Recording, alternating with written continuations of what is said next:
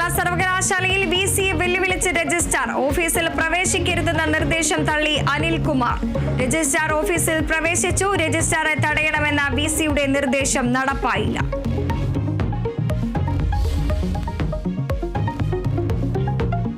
കൈക്കൂലി കേസിൽ ED assistant director Shekhar കുമാറിന് മുൻകൂർ ജാമ്യം. ഹൈക്കോടതി ജാമ്യം അനുവദിച്ചത് ഉപാധികളോടെ. അന്വേഷണവുമായി സഹകരിക്കണമെന്ന് നിർദ്ദേശം. ശേഖർ കുമാറിനെതിരെ വിജിലൻസ് കേസെടുത്തത് ഇഡി കേസ് ഒതുക്കാൻ കൈക്കൂലി ആവശ്യപ്പെട്ടതിൽ.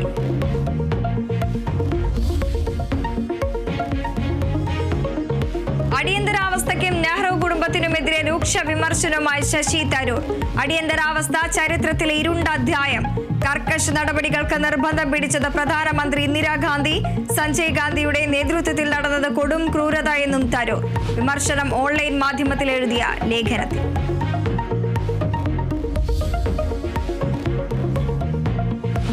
മുഖ്യമന്ത്രിയാകാൻ ശശി തരൂർ യോഗ്യനെന്ന സർവേ ഫലം തള്ളി കോൺഗ്രസ് നേതാക്കൾ. സർവേക്ക് വിശ്വാസ്യതയില്ലെന്ന് രമേശ് ചെന്നിത്തല. വിറക് വെട്ടിയവരും വെള്ളം കോരിയവരും പാർട്ടിയിൽ ഒരുപാടുണ്ടെന്ന് കെ മുരളീധരൻ. വിശ്വപൗരൻ വിശ്വത്തിന്റെ കാര്യം നോക്കട്ടെയെന്നും വിമർശനം. UDF യോഗം കൊച്ചി.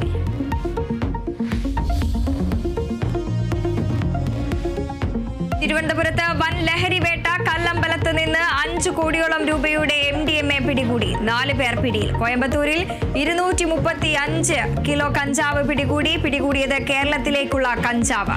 കൊച്ചി പള്ളിമുക്കിൽ നിന്ന് 4 ഗ്രാം MDMA 30 LSD സ്റ്റാമ്പും പിടികൂടി.